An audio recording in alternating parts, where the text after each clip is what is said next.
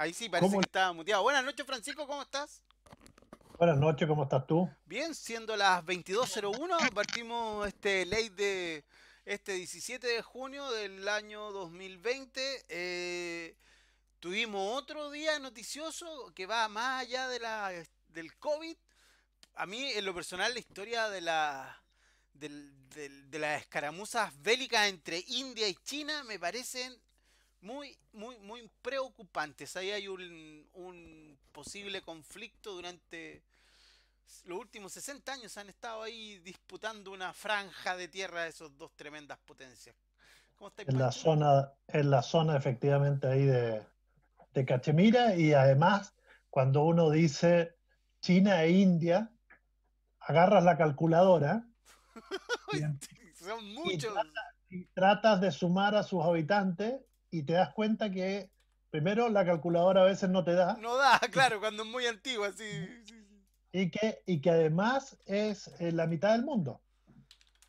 Y si a eso además le sumas Pakistán, que también está en esa zona con intereses, porque es toda una zona complicada, que Pakistán es socio Claro, o favorito de Estados Unidos, que claro. también le gusta revolverla en la zona, porque con eso puede granjearse beneficios comerciales y Y tú económicos. sabes que la Y si Unión a, Soviética está a la guaite.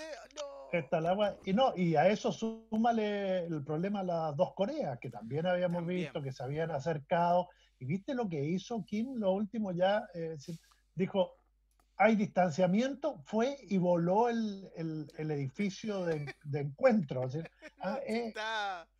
Bueno, hubo una protesta en eh, Corea del Norte donde los chicos salieron a marchar en contra de las actitudes de Corea del Sur, pero era muy divertido porque todos los chicos coreanos que estaban marchando y protestando iban marchando con una mano en perfecto orden, orden coreano de Corea del Norte, así, pero derechito.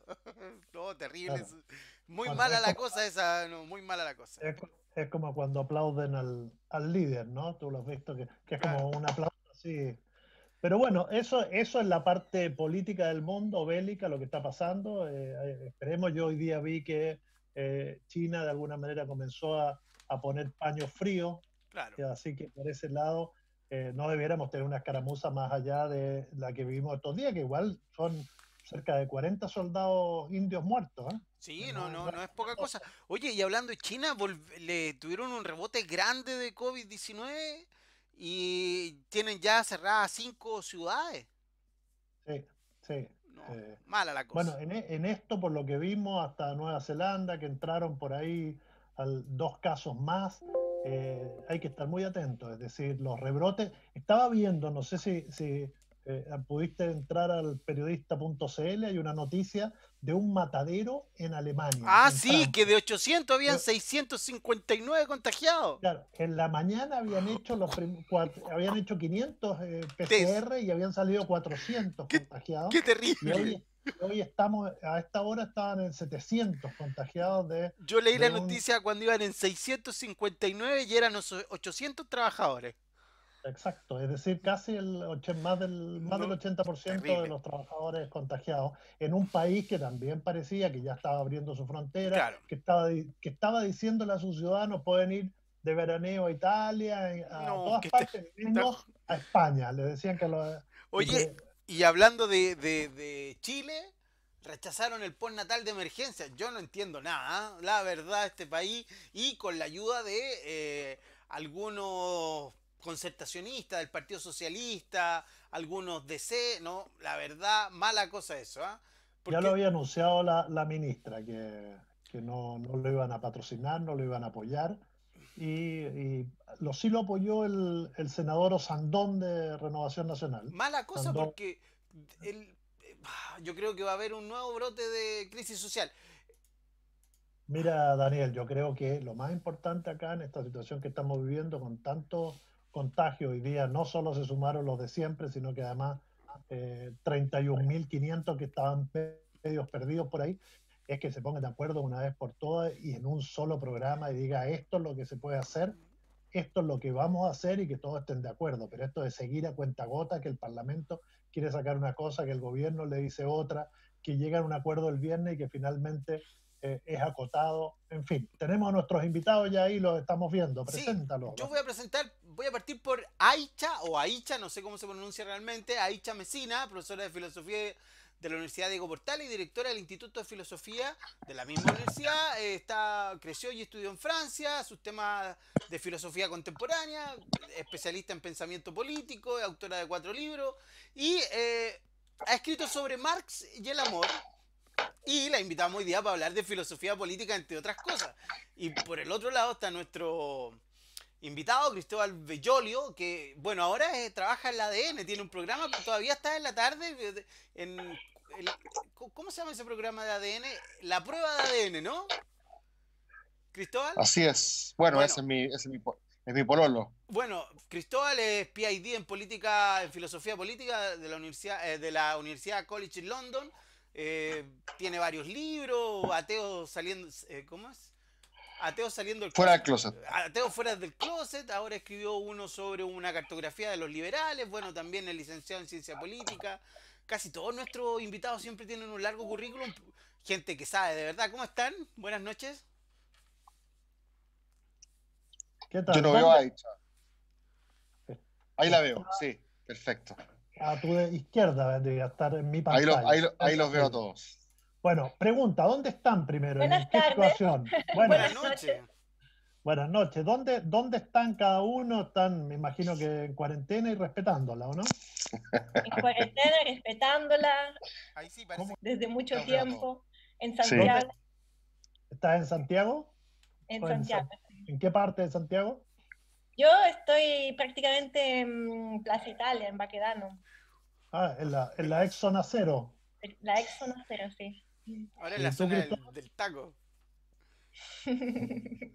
Yo también en casa estoy tomando un vinito para amenizar la conversación. Estoy en Providencia, así que también cerca de Baquedano. ¿Por qué los invitados siempre tienen vino, cerveza, cosas así? Nosotros, Pancho, lo hacemos los cuchos y nunca tenemos nada, así como La tenemos fondeada. guardamos A la la- apariencia.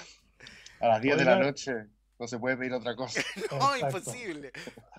Y en esta época de cuarentena, además, parece que el consumo de ciertas cosas ha aumentado considerablemente, por lo que se dice, ¿no? Uno no Eso sabe, dicen. porque ahora todo ocurre, la mayoría, dentro de casa, ¿no?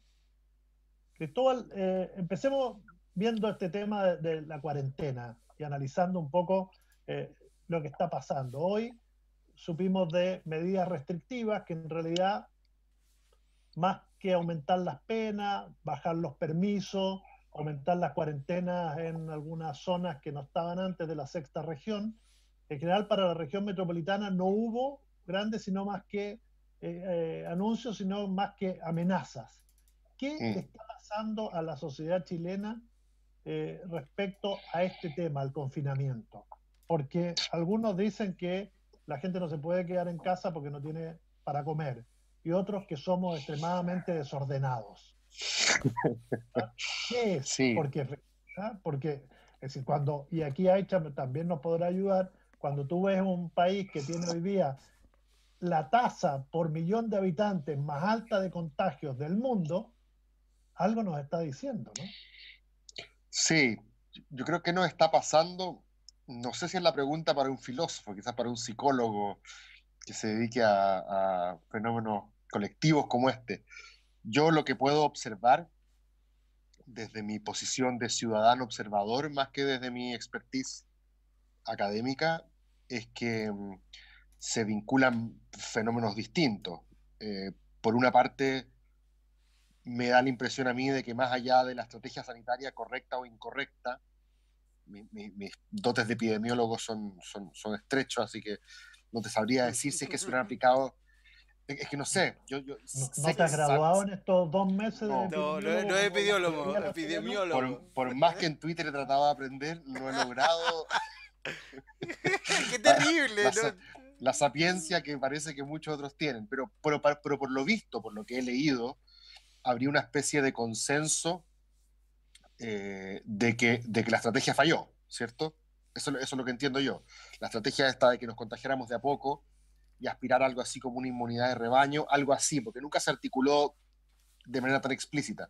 Pero algo así como una inmunidad de rebaño, esa estrategia falló, lo que no significa, porque no tenemos el contrafactual, lo que no significa que si es que se hubieran aplicado todas las cosas que se propusieron alternativamente en marzo, estaríamos al otro lado, no lo sabemos. Imaginemos que eso pudo haber sido así, pero yo de eso no sé mucho. Lo que sí sé es que, o sea, no sé si lo que sí sé, pero lo que sí puedo hablar con un poco más de propiedad es que políticamente se pudo haber construido una narrativa en la cual ganábamos juntos o nos hundíamos juntos. Y eso creo que no se hizo. Cuando el gobierno... De hecho, te digo una cosa, les cuento a todos que a mí me parece más sorprendente, mucho más sorprendente, cuando todos se escandalizaron cuando el ministro Mañalich reconoció que él no sabía cuál era la magnitud del hacinamiento en los sectores populares, ¿cierto? A mí eso no me llama tanto la atención, porque bueno, entendemos efectivamente, por qué. no, porque efectivamente la inmigración en los últimos 2 o 3 años ha cambiado bastante la cara de muchos lugares y se entiende que personalmente él no, creo que a mí me sorprende más otra cosa que dijo, que es que le llamaba la atención la falta de credibilidad de las autoridades y un poco la polarización del debate después del estallido social. Eso me parece que es, desde un punto de vista político, mucho más negligente, incluso. Como no leer los diarios. Porque la estrategia me imagino yo, que la estrategia sanitaria / política se elabora, se diseña a partir de todos los antecedentes que tienen uno a la mano, y entre esos antecedentes estaba la baja credibilidad de las autoridades, de las instituciones, particularmente de este gobierno después del estallido social, y parecía que había una necesidad de crear algo así como una épica colectiva que nos pusiera todos del mismo lado, que construyera alianzas transversales con los políticos de la oposición, con la sociedad civil, con los expertos, y creo que nada de eso se hizo porque finalmente el gobierno optó por esto, perdónenme los que no les gusta el fútbol, pero una analogía futbolística, esto es como que al gobierno le cobraron un penal, el presidente agarró la pelota y dijo, este no lo comparto con nadie, este Claro. es mío. Y ahora que la pelota está en los cielos, todos los que le pidieron compartir el penal, le dijeron, te lo dijimos. Entonces, para terminar, no estoy tan seguro respecto a la estrategia epidemiológica, pero sí estoy un poco más seguro de todo lo que se pudo haber hecho distinto en materia de la estrategia política. Y Aicha, sobre lo que habla de Cristóbal, hay una estrategia además, hay un discurso que el presidente desde el día 1 llamó otra guerra. Esta era la guerra contra el virus. Y era como que todos sus discursos han estado centrados en dos cosas. Una, en la guerra y en el enemigo poderoso, silencioso. ¿Qué opináis de esta estrategia político-comunicacional y esta idea de poner a Chile en otra guerra? En menos de 6 meses estábamos en otra guerra. Primero estuvimos en la guerra de octubre y ahora estamos en la guerra con el COVID. Claro, bueno, respecto a eso, opino dos cosas. La primera es que a pesar de que el presidente dijo estamos en guerra, que no lo dijo solo el presidente, eso ha sido un discurso bastante común. En Francia también estuvimos en guerra. Sí. Pero lo que no dijo es cuál era el objetivo, porque cuando uno declara una guerra, tiene que tener un objetivo, tiene que llegar a algún resultado. Incluso cuando uno declara una guerra, puede incluso negociar con el enemigo. En cambio, lo que es claro es que con un virus no vamos a negociar. Todos los países declararon la guerra, pero los países tuvieron un objetivo. En China el objetivo fue contagio cero. Fue súper drástico, pero se llegó a eso. En Italia el objetivo fue que baje la curva, porque o sea, no se pudo llegar a contagio cero, porque baje la curva, porque eso va a permitir volver a salir. En Inglaterra el objetivo fue inmunidad. Fue un fracaso bastante rápido, pero en cambio en Chile se declaró la guerra, pero no había un objetivo. Entonces, yo no soy antibélica. Es interesante la guerra, pero debe haber un enemigo, y un virus no es un enemigo, y debe haber un objetivo. Entonces yo creo que el gran fracaso es que todo se centró en la discusión salud o economía, sanidad o economía. Esa es una falta de discusión, la discusión es política. Hay un problema político, de hecho hay un problema hiperpolítico, porque es por primera vez estamos estamos totalmente tributarios de las decisiones del gobierno. O sea, dependemos individualmente en un conjunto de las decisiones del gobierno. Nunca he sentido tanta política en mi vida, que es una paradoja, porque no salgo, no me expreso mucho, no me junto con nadie.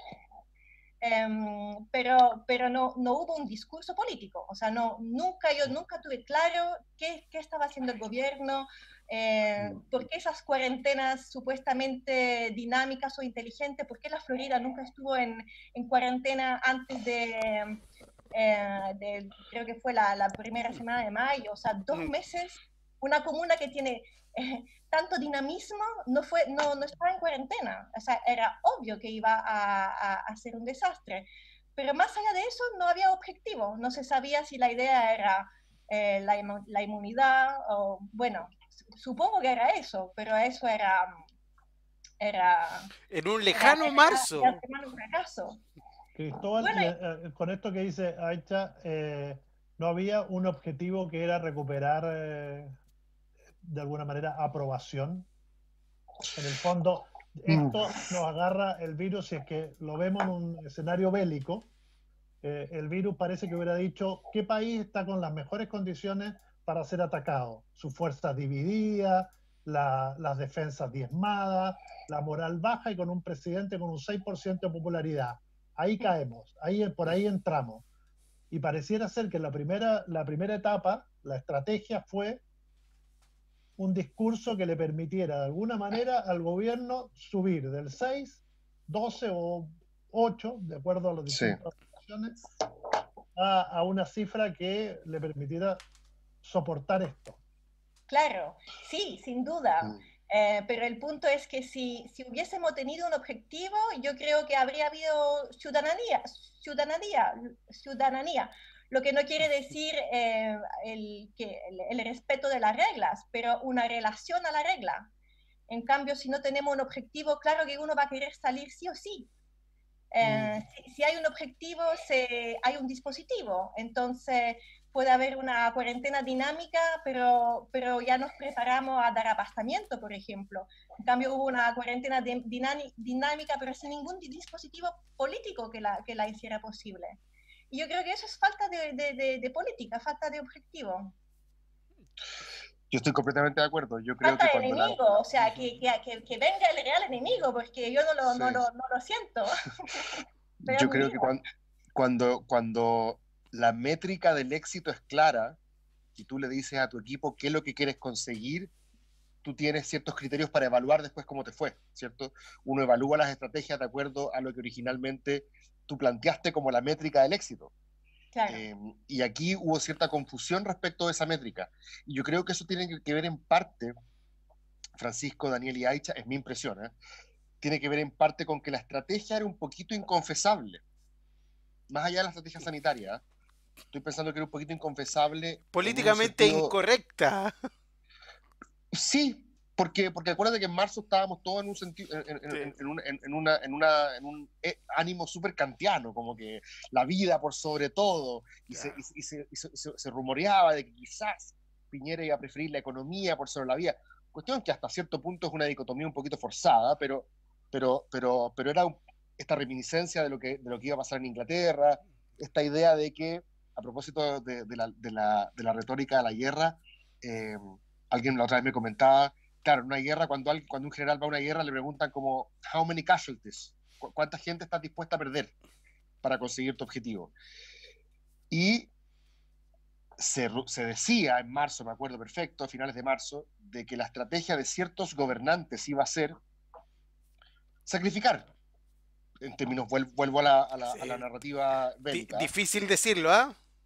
Súper difícil decirlo, pero digamos las cosas como son. Si es que éticamente, ahora ya pongamos en un caso más abstracto, no en el caso de Chile, en un caso ético que se ha discutido harto, ahora ya no tanto, pero en un momento se discutió harto, en abril me acuerdo, entre que a una persona que tiene 90 años tú le asegures todas las condiciones para que llegue a los 93, ¿vale?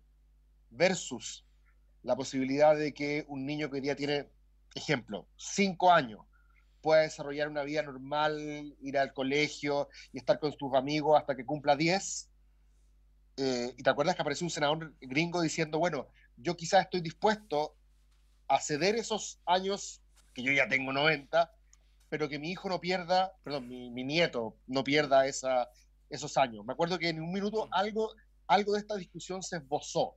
Es como si yo tuviera dos carpetas y en una dijera, mira, en tu país, si tú sigues esta estrategia de confinamiento, de shock, 6 meses, nadie sale, va a morir apenas un 2% de la población, pero después tu desempleo va a ser del 30% y tu pobreza va a ser del 30%. Esto es un caso hipotético. Carpeta B. En tu país, las personas fallecidas, casi todas mayores, van a ser del 5% en vez del 3% o en vez del 2%.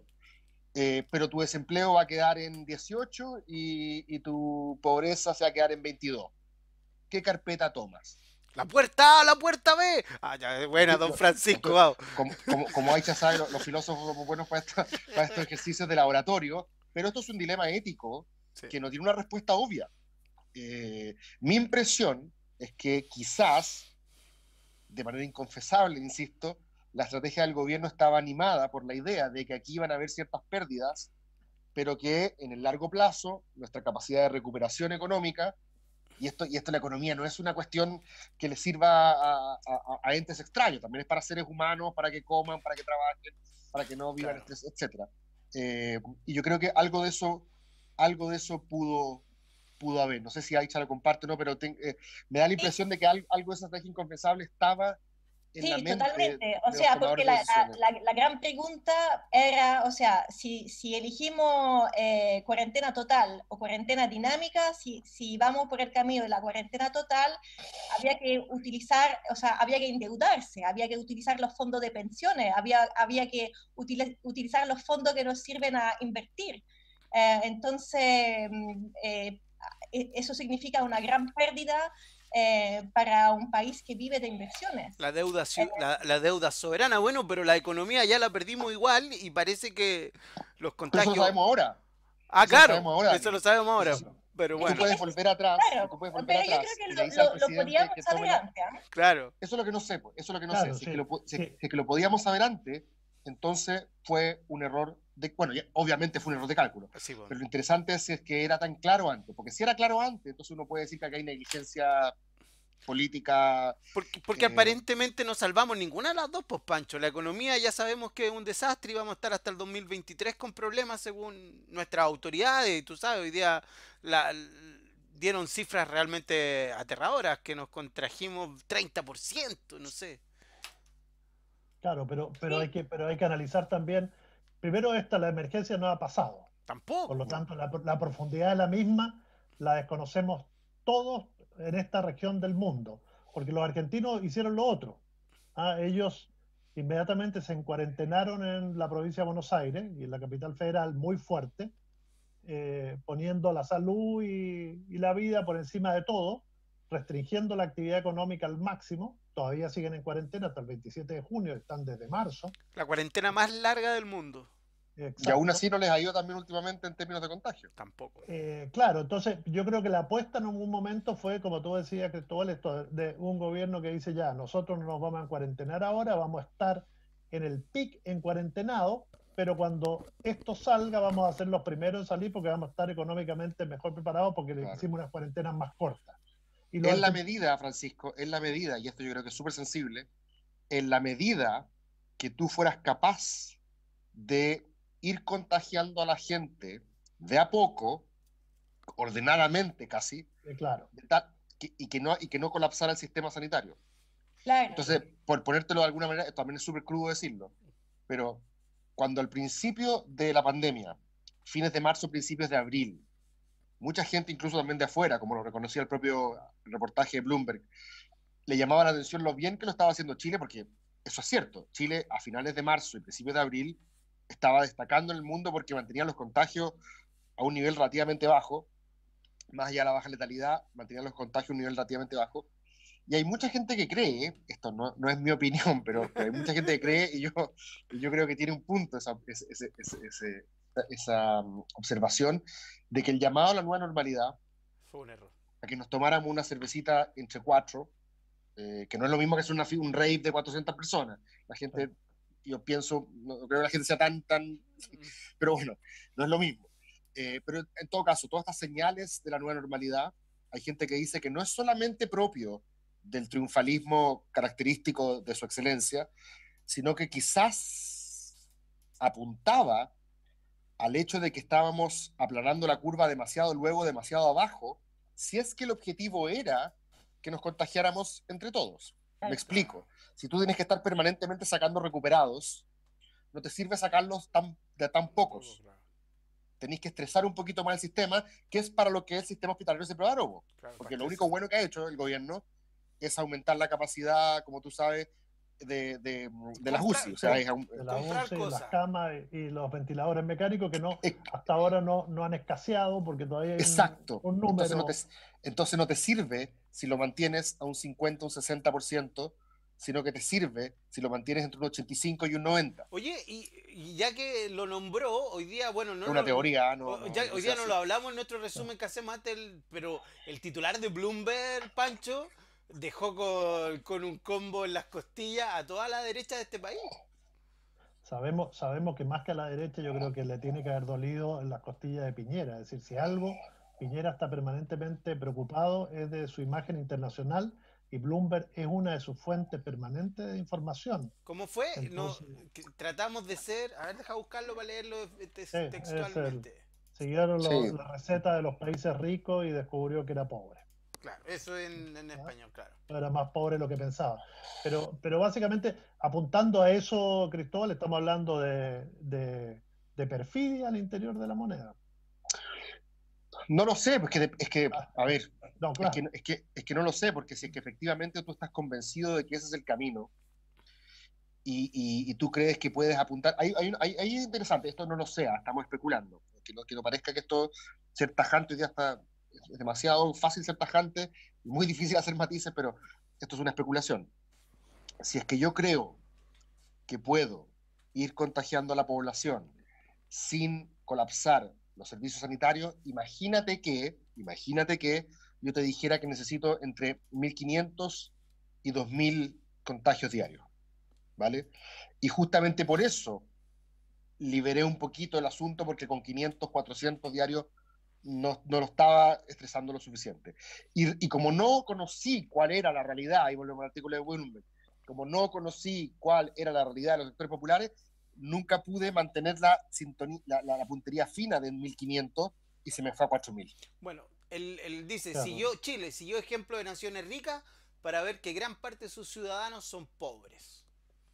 Oye, pero en base a eso filosofemos un poco, porque toda esta estrategia, en realidad filosofen ustedes, nosotros le tiramos la pregunta. Toda esta estrategia tienen en el centro el tema de la vida. Porque cuando uno dice voy a planificar algo que pueda ser la inmunidad de rebaño, estamos hablando, si lo llamamos a términos matemáticos, que necesitábamos contagiar al 60 o 70% de la población y que eso podía ocurrir de golpe, por lo tanto, tarde o temprano, en la situación de invierno, más el estrés del sector de salud pública y privado, íbamos a tener 60.000 muertos.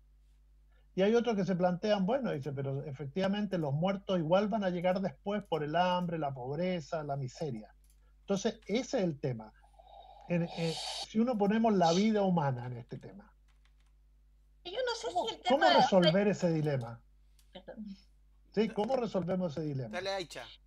Es que yo creo que ese es el punto, es que ha habido desde el inicio, por un lado, esa falta de objetivo, esa falta de interlocución política. Por ejemplo, no habló mucho el ministro de la Ciencia, el ministro de la Salud habló mucho de números, pero no habló de salud, no habló de qué es ser saludable, qué es un cuerpo enfermo, no habló del tema, porque esa es una epidemia, es también estar enfermo, contagiarse, y de eso nunca se habló de números, economía, y por un lado yo me pregunto si el tema es la vida, vivir o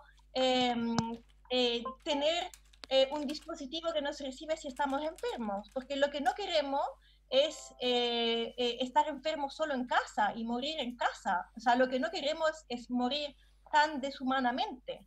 Entonces, yo diría que el problema no es tanto la vida, sino el mundo. O sea, lo que está colapsando ahora es la estructura que nos hace posible enfermarnos, que nos hace posible sufrir o que nos hace posible saber que alguien cercano está sufriendo. Y yo creo que eso fue, o sea, se plantearon mal los temas desde el inicio. La vida o la vida, es decir, la cuarentena total o la cuarentena parcial. Pero yo creo que había que preguntarse más bien la cuestión del mundo. ¿Cómo vamos a enfrentar ese sufrimiento? Y eso es la pregunta política, esa es la pregunta humana.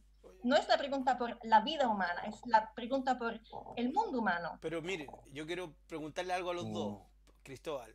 Yo conozco los estratos bajos de Chile, los conozco. No miento.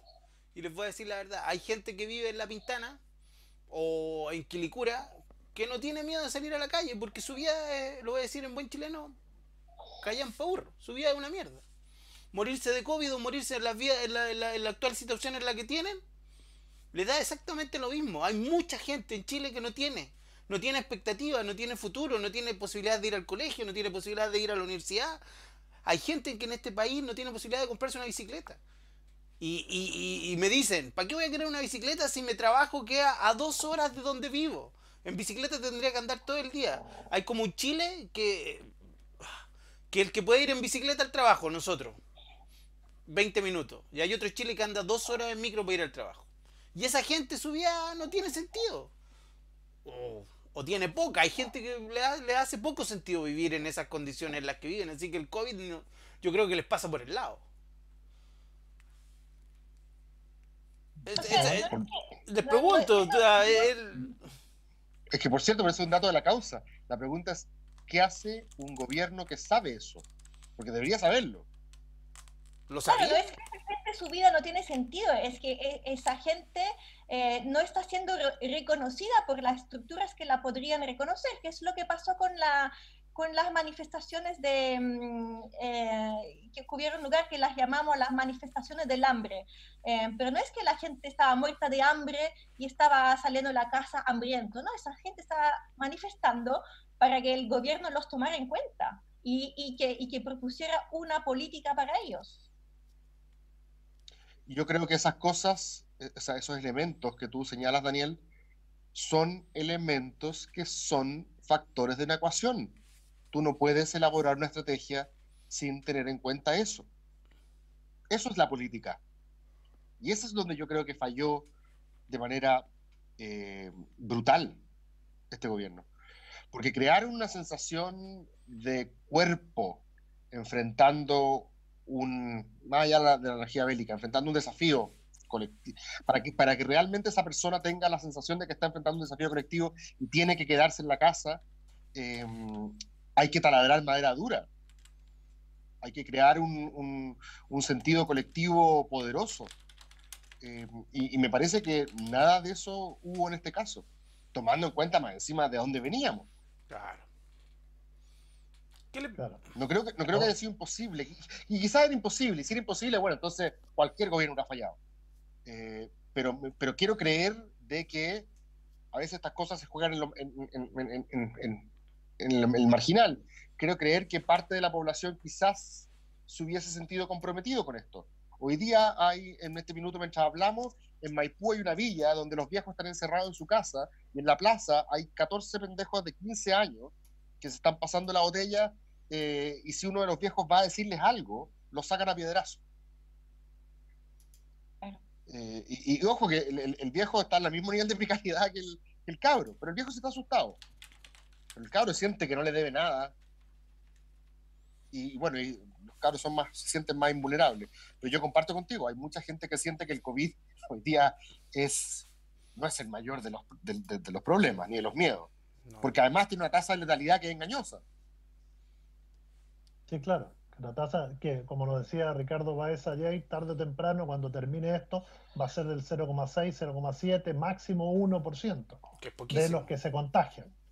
¿Ah? Porque ahora, claro, en ciertos momentos crece mucho, cuando hay más contagio, cuando se estresa el sistema público, pero a la larga, cuando tengas millones, cientos de miles contagiados, obviamente que esa tasa de letalidad va a ser menor, como viene ocurriendo en otros países.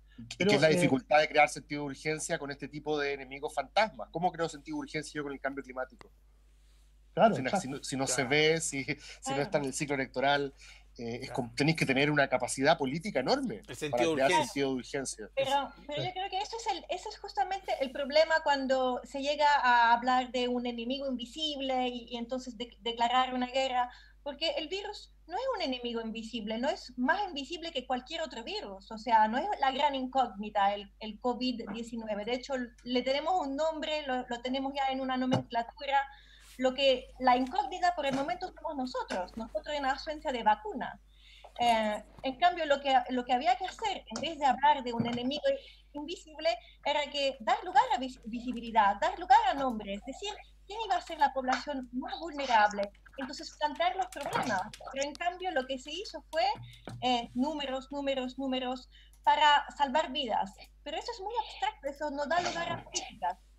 Quizás este era el momento de Pedro Huel. Oye, pero claramente yo quiero decir algo, y lo he dicho en muchos programas, pero no era el momento de los ingenieros comerciales. Tenemos muchos ingenieros comerciales en este país, y sobre todo y en este gobierno, muchos ingenieros comerciales, porque desde las cifras no iban a dar. No. Ustedes que son filósofos, ¿no creen que es un momento de pensar las cosas, de sentir, de analizar, más de que tener cifras? Porque seamos... Hasta Mañalich se lo dijo a Barken, que este es el momento de los filósofos y los poetas. Perdón, el héroe. Pero eso lo dijo cuando ya estaba con el castillo de naipes. Sí, bueno. Claro.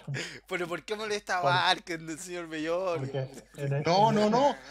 Me parece una buena pregunta. Oye, y volviendo a ese tema, bueno, cambió ahora todo, supuestamente, o por lo menos se rebarajó el naipe. Y se empezó a armar otro castillo de naipes. A mí me llama la atención porque de repente converso por ahí con gente que está en el mismo gobierno dentro de la Moneda, y hoy alguien por ahí me hablaba del matinal de París. Entonces yo digo, pucha, si desde el corazón de la Moneda ya le están diciendo el matinal de París, es porque hay algo que no les está gustando en la forma de comunicar. Pero este cambio de estrategia, esto que vemos ahora, o de puesta en escena, con la forma en que se transmiten los datos, con un ministro que se la pasa todo el día conversando con todos. Lo vimos hoy conversando con el colegio de matronas, ayer con el colegio de enfermeras, antes con el colegio de kinesiólogos, con los directores de los CEFAM y de la salud pública de la región. ¿Les parece que va a permitir detener este camión que viene como desbocado a 200 kilómetros por hora sin freno? ¿O solo quiere repartir responsabilidades? Repartir responsabilidades no es malo, y en esto yo se lo reconozco, Francisco, Aicha y Daniel. Yo creo que yo me equivoqué con mi enfoque inicial de lo que estaba ocurriendo, o por lo menos he cambiado de opinión ligeramente. ¿Pero eso fue en marzo? Sí. ¿El lejano marzo? Sí, mi impresión era que nos estábamos enfrentando a un tipo de desafío que lo que necesitaba era de una autoridad más bien vertical, que lo que necesitaba no era mucho espacio para participación, sino que lo que se necesitaba era acallar los espacios de la crítica y que le hiciéramos caso a una voz cantante, que es lo que usualmente pasa en escenarios de crisis convencionales. Y yo creo que me equivoqué. Y me equivoqué porque por el tipo de fenómeno que estábamos enfrentando, que es relativamente desconocido, si tú quieres aplicar la lógica del ensayo y el error para acumular conocimiento, necesitas darle espacio al error. O sea, necesitas bienvenir, no sé si existirá esa palabra, pero abrirle espacio a que el error se manifieste. Y como que subestimé, curioso en mi caso, subestimé la política, subestimé la necesidad de crear esas complicidades que hoy día puede estar creando de manera muy incipiente París. La necesidad de tejer esas redes, tanto con la sociedad civil, ejemplo, espacio público, como con los expertos, ejemplo, la Sociedad Chilena de Epidemiología o de Cuidado Intensivo. Me parece que y yo, por ejemplo, critiqué mucho a los alcaldes en marzo y abril. Me parecía que la visión que estaban teniendo ellos era demasiado local y esto necesitaba una mirada mucho más sistémica. Pero lo que estaba yo perdiendo de vista era que esa mirada local era parte de lo sistémico también y que de alguna manera no estaba entrando como insumo. Claro. Y yo creo que eso está tratando de hacer un poco París. Es mi impresión. Aicha. Sí, no tengo mucho que agregar, pero yo creo que ese es el punto, que lo que estamos viviendo ahora es algo que tiene que ver con cómo articulamos lo local a algo más amplio, que no es solo las comunas con el país, sino también ese país con otro país, porque ese es justamente un virus que se ha globalizado, porque el mundo funciona de manera global. Entonces, los países le dan una solución nacional, pero en realidad lo que necesitamos son políticas globales. Y políticas a mucho nivel, o sea, no solamente políticas sanitarias, económicas, sino políticas, lo que hace falta al nivel global. Entonces sí, o sea, yo creo que al inicio, o sea, nadie puede realmente saber si necesitamos un poder vertical, horizontal, pero claramente necesitamos esa articulación entre lo local y algo más amplio. Chile Y nunca como ahora han sido tan convocados los alcaldes, por ejemplo. O sea, por una vez los alcaldes tienen un rol político y no solo de gestión de su comuna, como cuál va a ser la más bonita o cuál va a ser la menos caótica. Permitan preguntarle algo a ustedes, a cada uno, desde lo que supongo es su especialidad, pero a Aicha y a Cristóbal, ¿cómo esta crisis se enfrenta desde el sector liberal? Desde lo liberal, tú que has estado siempre hablando de eso, Cristóbal, y Aicha, desde el marxismo o desde el postmarxismo, que mira qué tontera, pero supongamos que esto hubiera pasado, bueno, como lo hicieron los coreanos o los chinos. Apunte fusiles, todo encerrado y se solucionó. ¿Has visto ese meme que decía contagiados en China, en Corea del Norte, 1? Y al otro día contagiado en Corea del Norte, 0. Al otro día contagiado en Corea del Norte, 1. Y al otro día, 0. ¿Cómo ahí se puede tomar esta crisis desde esas dos perspectivas de visión, desde el liberalismo y desde el marxismo? Oye, pero yo escribí un ensayo sobre el amor en Marx. No me vaya a etiquetar No, por supuesto. O sea, aunque no me molesta, pero siempre que no se juegue todo en ese dualismo, los liberales, los comunistas, yo creo que hay que desplazarse de eso. Es Sí, hora, pero ¿no? sirve para la pregunta, digamos, para el programa. Cristóbal, ¿hay alguna técnica, o sea, hay alguna visión desde el liberalismo para esto? Al liberalismo se le están presentando preguntas en distintos planos. Hay un primer plano que tiene que ver con lo que podríamos llamar el régimen político, y que es esta discusión que tenía Byung-Chul Han con Harari, esta idea de que son o no las democracias liberales idóneas para enfrentar desafíos como el coronavirus o el cambio climático versus la posibilidad de tener despotismos tecnocráticos o autoritarismos derechamente que sean mucho menos celosos de las libertades individuales, de la privacidad de la data. ¿Cierto? Esa era la discusión que tenían ellos dos. Y hace sentido la pregunta. Ahora, Harari le responde a Byung-Chul Han y le dice, no, justamente la gracia de las democracias liberales es que las personas tienen más información, actúan en base a esa información, hay sociedad civil, la sociedad civil puede criticar, eso mejora la respuesta del gobierno, hay accountability, hay rendición de cuentas, etcétera, hay transparencia, etcétera, etcétera. En una democracia liberal, un ministro que lo está haciendo mal sale por la presión. Y yo creo que un poco lo de Byung-Chul Han tenía como un poco de culturalismo, esta idea de como que es que como los orientales están acostumbrados al autoritarismo, a ellos no les importa que les ocupe su data y su información privada. Yo no conozco tanto de eso, no sabría decirte, pero esa es una dimensión del desafío, por así decirlo, para las democracias liberales. Hay una segunda dimensión que tiene que ver con la idea de la globalización capitalista, esta idea de que, más allá del juicio un poquito apresurado, creo yo, de Zizek, de que este es un golpe kill bill al capitalismo, creo que hay una pregunta justa respecto de si es que efectivamente la especialización y la división del trabajo como principio para exportar e importar a partir de tus ventajas comparativas sigue funcionando después de que cuando querías importar ventiladores te hacen la mexicana. O sea, si va a ser así de vulnerable, es mejor que haya un poquito de industrialización por sustitución de importaciones, por lo menos en bienes básicos. Hay una tercera dimensión que creo que tiene que ver con la promesa de la expansión del consumo. El liberalismo basa la legitimidad de la desigualdad en la promesa de que todos de a poco vamos a ir accediendo a los bienes y servicios que tienen los que más tienen.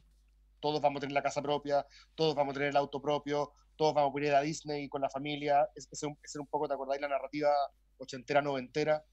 Sí. Y el problema es que hoy día eso puede estar siendo un poquito insostenible desde el punto de vista de la voracidad del consumo y seguir quitándole espacio a la biodiversidad para que nos entregue gérmenes desconocidos. Y una cuarta discusión creo que la que tensiona el liberalismo es la del progreso. Esta idea de que existiría una especie de capacidad del ser humano de dibujar un horizonte al cual avanzamos en zigzag, pero siempre hacia adelante, y como que exorcizamos la tragedia. Y de alguna manera ya los conservadores salen de sus cuevas para decirles, viste, los límites existen, la tragedia existe. Yo creo que ahí sí, se tensiona el liberalismo de distintos puntos, pero ninguna de esas batallas está perdida. En cada una de ellas yo te puedo explicar el argumento contrario y decirte, esto tenemos que ofrecer. Así que creo que el partido se está jugando. ¿Y tú, Aicha? Bueno, podría decir varias cosas. O sea, primero que lo que fue interesante en la discusión Han-Zizek es que aparte que pudimos casi todos de manera unánime estar de acuerdo con ninguno de los dos, ¿qué es lo que le pasó? ¿No? Porque es interesante, porque igual hay que tener un material para pensar, no vamos a meramente rezar, ¿no? Lo que fue interesante es que nos permitió ubicar en un contexto. O sea, la pandemia siempre han habido, pero nunca nos sirven. Las pandemias de hace 100 años no nos sirven para enfrentar esa, porque esa la enfrentamos en un contexto sociopolítico distinto. Y lo que ocurre hoy es que estamos en un momento en que lo privado y lo público se confunde, la instancia pública se hace desde mi lugar privado, el trabajo ahora se hace desde el lugar privado, y eso cambia la relación de trabajo, eso hace que hay un riesgo de despolitizarse cada vez más, pero también abre a otras posibilidades políticas. Entonces yo trataría, en vez de situar la pandemia en la oposición comunista, liberales, trataría de ver qué mutaciones se están acelerando con esta urgencia sanitaria y qué queremos hacer políticamente de esa aceleración. Eso por un lado, y por otro lado lo que me llamó mucho la atención, y eso porque tú me invitaste a pensar el tema, porque me dijiste que hoy vamos a hablar de la magia. Ah, sí, bueno, es que lo que era mi último, quería terminar con eso, pero dale. Bueno. Y de Dios, entonces yo fui a buscar dónde está Dios, no Mira, la pregunta es la siguiente, yo soy todo el día pensando en eso. Sí, no, lo que pasa es que, mira, quería terminar con eso, mira, yo soy un ateo recalcitrante, desde que soy grande he sido ateo, y quería preguntarle a ustedes qué opinan de esto, que además de la idea de la guerra, que es por una parte central en el discurso, está la otra parte del presidente y de mucha gente en el gobierno de encomendarse a Dios y a los espíritus, y el espíritu de Prat, y el espíritu de los padres de la patria, el espíritu de la patria, que Dios nos aguante, como que hay todo un discurso conservador. Yo no sé si hay el discurso realmente, pero yo lo que sé, para mí es solo discurso, pero hay una idea ahí detrás de llamar a Dios, de llamar a los espíritus, a este pensamiento mágico de que siempre usa el presidente. Claro, es que eso, bueno, yo allá no soy una fan de los discursos del presidente, entonces no tengo un gran conocimiento de lo que va diciendo el presidente, pero lo que me llamó la atención es que por una vez se tuvo desde el gobierno que darle una importancia al Estado que no tenía antes. No estoy diciendo que está revalorizando el Estado, pero está diciendo hoy día, es lo que dijo de hecho el presidente, hoy día es el momento de una política de Estado. O sea, hoy día el Estado no es mera gestión, no es solamente definir el impuesto, ojalá el menor posible. Hoy día es un momento en que el Estado se hace cargo, va a ayudar a la familia, va a organizar esas ayudas, va a prever un fondo para la cesantía, cosa que igual se necesitaba. Pero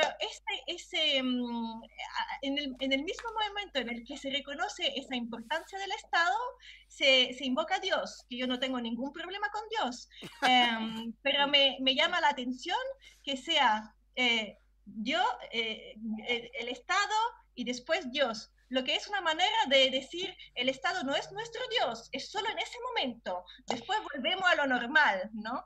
Y yo creo que en cambio deberíamos aprovechar ese momento para también desmistificar el Estado, dejar de pensar que si el Estado cobra mayor importancia, entonces va a ser el gran Dios, el Estado totalitario, el regreso de los comunistas, porque de nuevo, o sea, yo creo que esa alternativa, vienen los comunistas, entonces viene el hambre, entonces solo nos queda un mundo hiperliberal. No es muy productiva políticamente, o sea, o sea, por lo menos yo creo que el liberalismo es muy interesante, las políticas de Estado pueden ser muy interesantes si dan lugar a espacios políticos, a sujetos políticos, y ese es el momento, y Dios en ese momento, yo creo que en ese momento, porque no lo quiero descartar, pero en ese momento no nos sirve, no le veo nada interesante. De hecho, si tú lo ves y respecto a lo que decía Daniel, yo no he visto la presencia de Dios en el discurso, salvo en las palabras del presidente. Es decir, nunca en una situación de crisis como la que estamos viviendo tuvimos menos presencia de entes religiosos. No están las iglesias para nada. En Pero ninguna, los ni siquiera. columnistas se pusieron muy hablando de la muerte, el misterio de la muerte, llamemos a la iglesia ¿Quién es? ¿Quién es? Lo que pasa, ¿A quiénes leíste en ese tono? no voy a decir nombre. pero Porque es que Gonzalo Aicha, Rojas no lo que cuenta. pasa ¡Oh, en- pero en- por Dios! Aicha, No, porque quiero saber, me interesa. No soy sí, tan claro. peladora.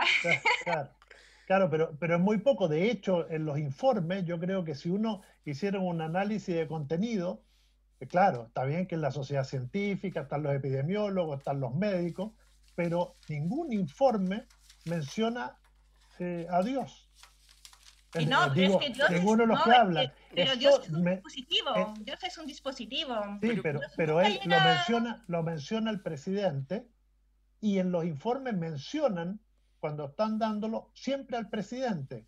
Cada uno de los que habla Sí, es menciona a una orden Piñera entre comunicacional. 6 o 7 veces por una orden comunicacional, y el presidente el que da las gracias Pero, a Pancho, Dios. pero eso es precisamente lo que llama la atención, que solo el presidente cada vez que habla, que ahora habla Bueno, pero el todos los días te presidente, meta la bendición del Señor, po. Daniel, el presidente siempre, en todos sus discursos, siempre lo ha mencionado, en los discursos del estallido, cuando ganó la elección, cuando era de candidato, o incluso cuando iba a jugar Colo-Colo con la Católica. Es decir, siempre hablaba de Dios.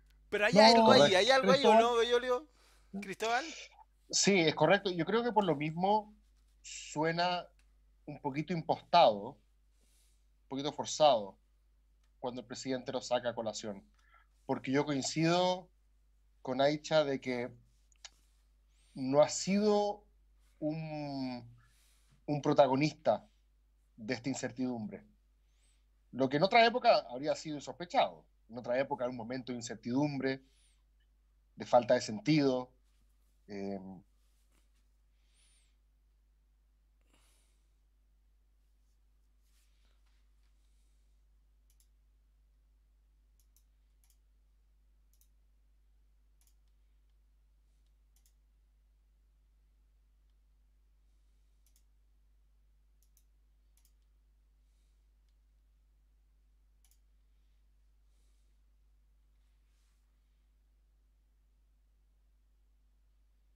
local, la Iglesia ha perdido mucha credibilidad, mucha influencia. El estallido social no se compara al rol que jugó la Iglesia en dictadura. No existió la Iglesia. Jamás nadie fue a preguntarle a Monseñor algo que jugar un rol en esto. El único cura que de repente aparecía hablando era el cura Berríos, que es el más laico de todos los curas, por lo tanto, no existieron. Esa es la verdad, no existieron en el estallido social. No fueron un referente moral para nada. Y se echan de menos, Cristóbal, porque cuando uno ve que de repente las sociedades necesitan en momentos de crisis que venga alguien y les diga, oye, sentémonos, yo soy la fuerza espiritual que puede traer... Sí, no lo sé. Puede ser. Sobre todo una sociedad como la chilena, que en su momento cada vez que tuvo un problema, recordemos que era el arzobispo de turno, el que juntaba a toda la clase política, todo el liderazgo, a todos, y lograban salir con un acuerdo que posibilitara, por ejemplo, terminar con la dictadura. Digamos. Pero tiene que estar legitimada. Hoy día saldría muy falso que trataran de hacerlo. Claro, por eso se perdió y ya no hay forma de recuperar ese espacio. Te pongo un ejemplo, ahora veámoslo a nivel global. ¿Has escuchado en las últimas semanas alguna prédica del Papa Francisco que haga que todo el mundo que está viviendo lo mismo? O sea, este es el momento en el cual ser católico, la idea de ir a una asamblea universal tendría cierto sentido. El Papa Francisco, ¿has escuchado algo que digas, oh, esto nos toca a todos y nos hace nada? Hoy día a mí me parece muy llamativo que en un momento de fragilidad, incertidumbre y vulnerabilidad, la religión no tenga recursos epistemológicos, más que morales incluso, para referirse a este problema. Oye, pero qué bueno. No sé si es bueno, no sé si es bueno o malo, pero es notable cómo, a propósito de la gente, de los conservadores que salen de sus cuevas a criticar a los marxistas y a los liberales por ser demasiado progresistas, es llamativo que finalmente sea la ciencia. Sí. El discurso, Foucault diría el discurso disciplinador, pero ahora pareciera ser el discurso redentor, es como el que nos permite la posibilidad de poder, por favor, descubrir una vacuna rápido. Porque estamos todos esperando eso para poder volver a salir a la vida. Mi impresión es que dentro de esta crítica conservadora contra el progresismo liberal y socialista, se están olvidando de que hoy día nuestras esperanzas están depositadas en la ciencia, no en el Vaticano. Es raro, pero necesitamos la vacuna para poder volver a ir a las iglesias. Es súper interesante. Puede que sí. Súper interesante lo que dice Cristóbal. Al mismo tiempo, yo lo que percibo no es Dios, o sea, no es que hay una presencia de la iglesia, es decir, de actores políticos vinculados a la religión, pero lo que veo es que en los discursos se da mucho, aparecen muchos ídolos, la vida, la muerte, la naturaleza. Por ejemplo, al inicio las columnas decían, eso es la aparición de la naturaleza que habíamos olvidado, nosotros corruptos por la civilización, eso es un momento de humildad, no pensemos en otra cosa. Y yo veo que esos discursos pueden de a poco llegar a crear otro vínculo con la religión, pero la religión en sí no es nada, no es un problema, o sea, la religión en sí no es malo, o sea, el problema es qué lugar político va ocupando, qué sujetos políticos va creando, y para mí el problema es cuando son discursos que operan y no tanto actores, porque cuando son actores ya sabemos, pero cuando son discursos es algo que nos constituye muy secretamente. Pero eso fue mi gran preocupación desde que empezó la pandemia, pero la verdad también es que lo que está pasando en Estados Unidos, todas esas manifestaciones que también se están globalizando, van en otro sentido, o sea, van más en un sentido de politizar, y eso es bastante inesperado. ¿Qué le pasó a Cristóbal? ¿Está ahí todavía? ¿Estás escuchando, Cristóbal? Como mencionamos al Papa, tratamos de ubicarlo en el Vaticano, pero parece que está durmiendo, pero el último tuit que él escribió le escribieron, fue: rezar significa interceder por el mundo, recordando que a pesar de todas sus fragilidades, pertenece siempre a Dios. Ese es el último tuit de la cuenta del Papa Francisco, hace exactamente 15 horas y escribe un tuit por día. Es como Más- el más salmo diario, el salmo diario. El salmo diario. El salmo A diario. veces escribe dos. ¿Ah? Hay mucha preocupación por los ancianos y estuve viendo otros tweets para atrás y este llamado a que esto se resuelve entre todos. Un poco la lógica de la unidad, el encuentro, etcétera, etcétera. Eso es lo que está transmitiendo cibernéticamente desde el Vaticano. ¿Pero no sienten que añade poco? Nada, No, pues, claro, no, claro, O sea, como que es no... como...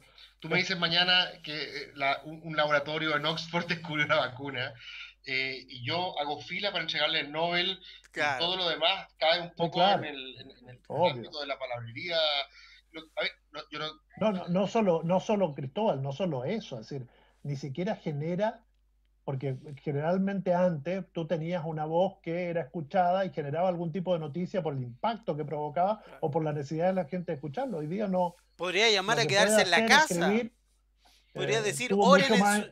Ah, perdón, Pancho, tuvo, disculpa. sí, la repercusión, por ejemplo, a propósito de la vacuna que tuvo ayer, este esteroide que sirve para recuperar a las personas que están en estado grave, fue impresionante. Oye, por último, el Papa podría llamar a orar desde sus casas. Oren en sus habitaciones, no sé. No, sí, Pero, eso pero, también eso también lo hace. pero, Eso es pero lo que la dice ahí, oración. Sí, no, pero es que tiene otro que oye, insta a rezar, etcétera. Oye, ¿usted qué opinan? Yo soy súper, a veces he dicho esto.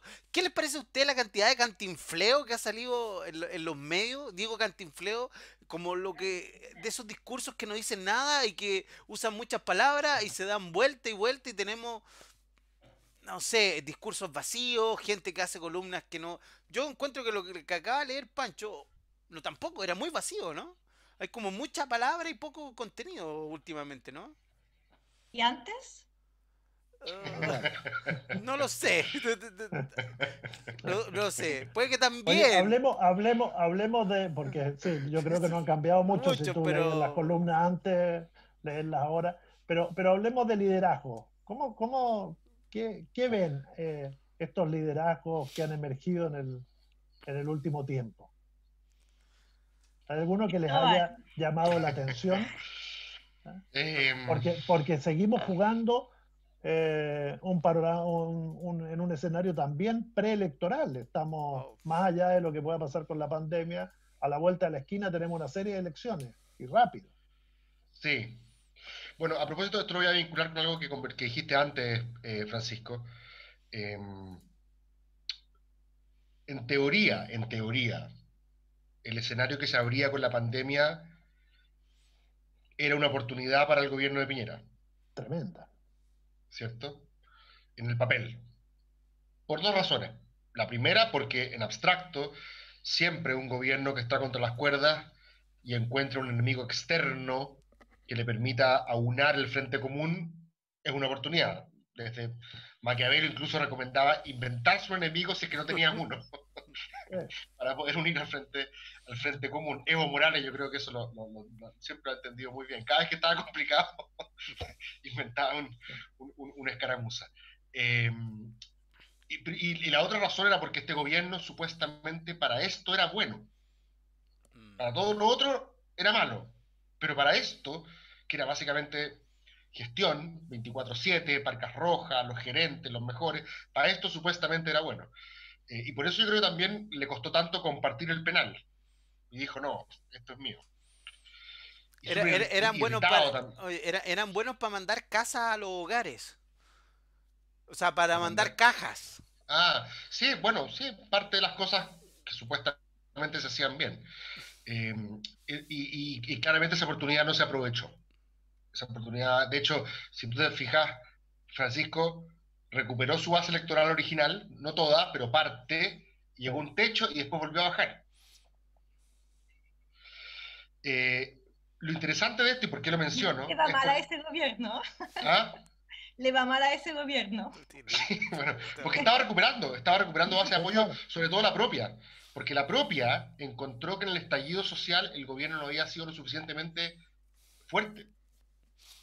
Consideró que había sido entreguista, consideró que había sido débil frente a una izquierda anárquica, saboteadora, etc. Nunca se puso los pantalones este presidente. Espera, Cristóbal, y que lo que perdió justamente y va a seguir perdiendo fue porque ahora también hay sectores que consideran Ahora que sí, después de respecto a la Mañalich, sí. renuncia de Mañalich, Claro. la salida, Sí.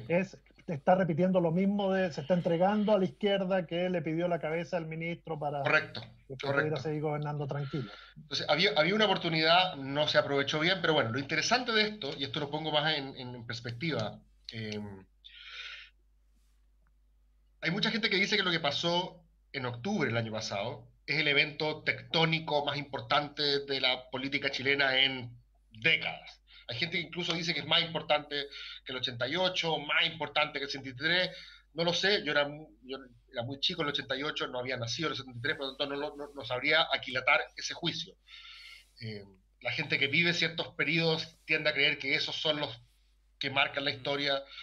Pero bueno, lo interesante es que desde el punto de vista de la configuración del mapa político chileno, octubre aportó 0 y la pandemia ha aportado 0. La configuración del mapa político chileno es la misma que teníamos en septiembre del 2019.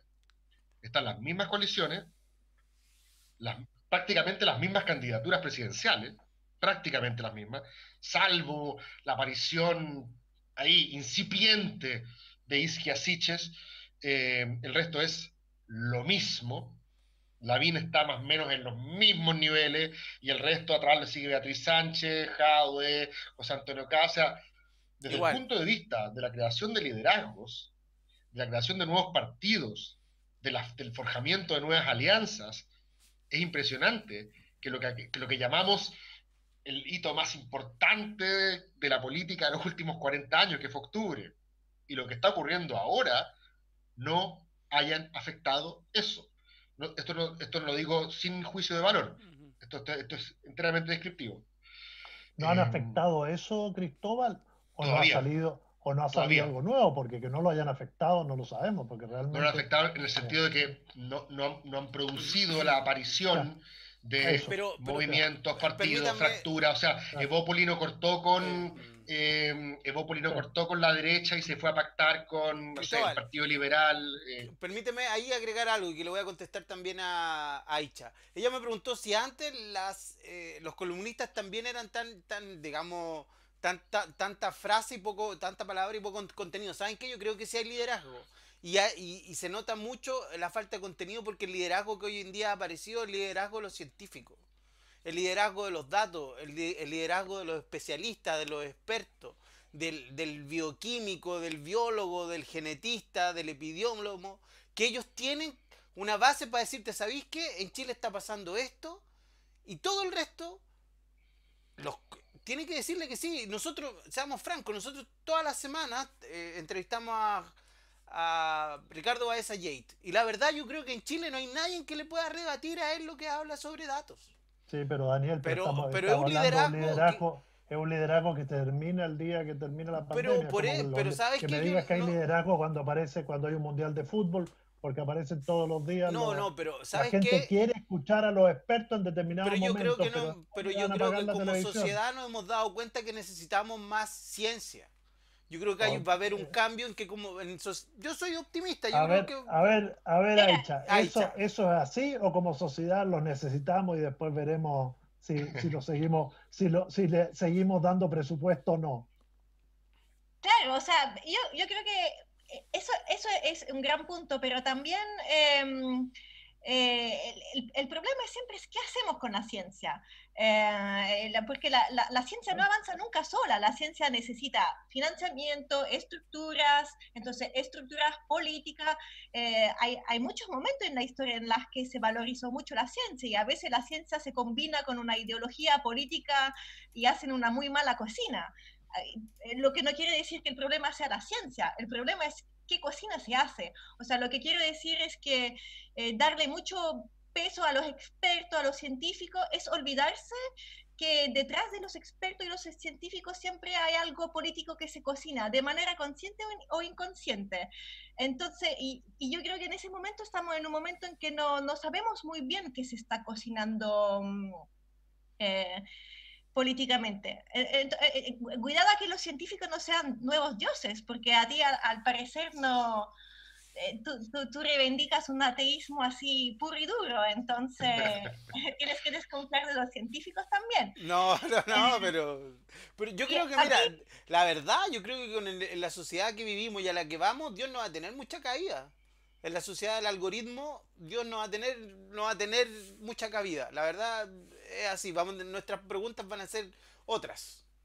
Es que yo creo que es de doble hilo, porque si está emergiendo una pregunta hoy es el tema de la salud. Es qué lugar tiene la salud en una sociedad. Y eso puede dar lugar a algo muy interesante o a algo muy preocupante. O sea, que tengamos que ser como los vigilantes de la salud, ¿no? Que tengamos que ser aún más sanos de lo que la sociedad nos dice de ser, porque o sea, ya hace tiempo que tenemos que comer comida orgánica, no fumar, no tomarse un traguito, ¿no es cierto, Cristóbal? Entonces, quizá... ¿A quién lo envidio? Enemigo de la civilización. Enemigo de... Claro.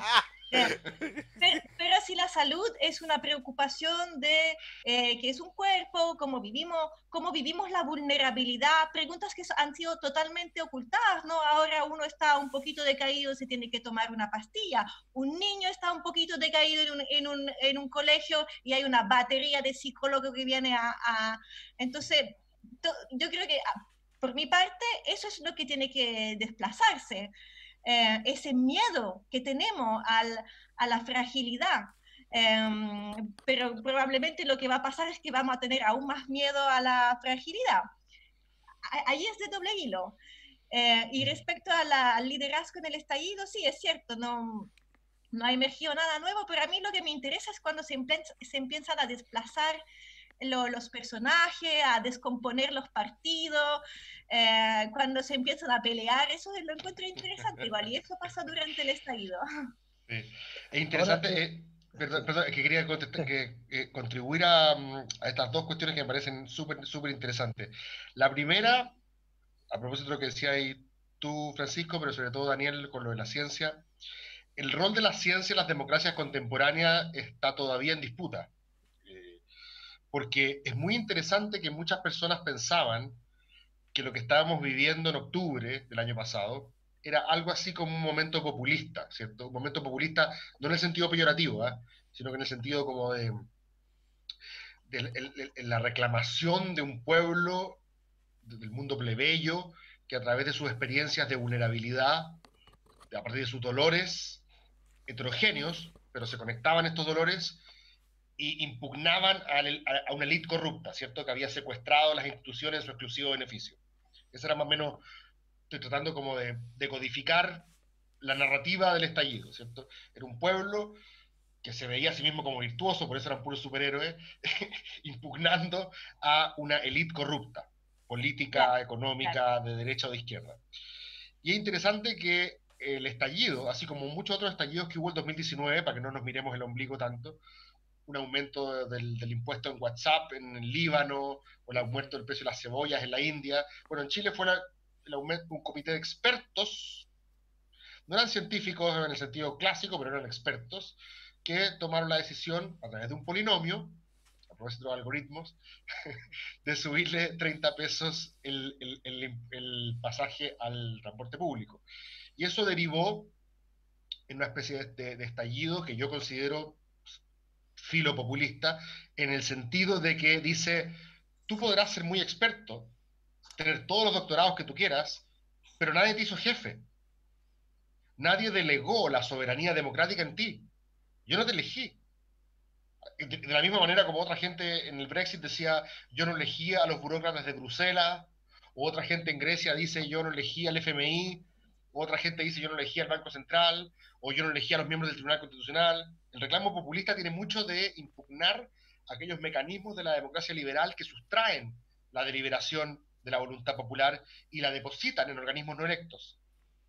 Entonces es súper interesante que tú hagas este punto ahora, Daniel, porque hay gente que piensa que lo que está pasando ahora es una especie como de suspensión del momento populista y el regreso de los expertos, a los cuales nadie eligió, pero ahora casi que queremos que ellos hagan cargo del problema. Algo propósito de lo que decía Francisco, de que como que en este momento queremos que ellos hagan cargo, pero ojo, no los elegimos, no tienen legitimidad democrática, no necesariamente al menos. Claro. Y esa combinación es súper interesante como se da. No, Eso lo y quería...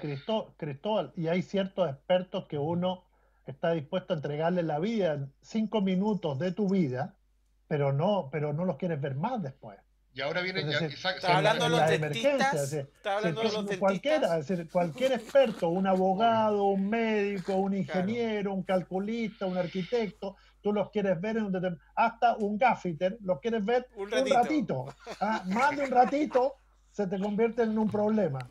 Pero Obvio, yo los quiero llevar... porque adolecen de legitimidad democrática. Claro, pero el otro punto que quería hacer respecto a los además liderazgos... porque te solucionan un problema puntual. Exacto. Bueno, y lo otro es que también hoy, que es lo más complicado todavía de este momento, Daniel, es que no es obvio quién es el experto. Porque hay expertos para todos los gustos. Por supuesto, sí. Que un poco claro. la continuidad de lo que pasaba antes, que es que nos encontramos en un escenario tan polarizado que yo considero que los expertos que confirman lo que yo ya quería creer son los buenos. Y tus expertos valen callampa, y viceversa. Mira, a mí me importa que no sean ingenieros comerciales. Y lo interesante de esto es que lo que ha pasado muchas veces con las redes sociales, esto ya no tiene nada de novedoso lo que voy a decir, pero hay mucha gente que hoy día está escribiendo de que las redes sociales que en un comienzo parecían ser un avance en materia de liberación democrática, hoy día se ha comprobado que básicamente son lo que los gringos llaman echo chambers, cámaras de resonancia, sí, que amplifican lo que tu tribu piensa, y cuando te encuentras con lo que piensa el del frente, consideras o que es un inmoral o que es un imbécil. Yo lo llamo... No hay dos posibilidades de que nunca antes te hayas cruzado con esa idea. Yo lo llamo guetos intelectuales. Por lo mismo, a propósito de la pregunta de Francisco, el gran desafío para los liderazgos, y aquí pienso un poco en lo que le pasó a Gabriel Boric y a Desbordes y a otros que en un minuto en el estallido trataron de crear puentes, es que siempre corres el riesgo, cuando quieres conversar con el otro, de que tu tribu te trate de traidor.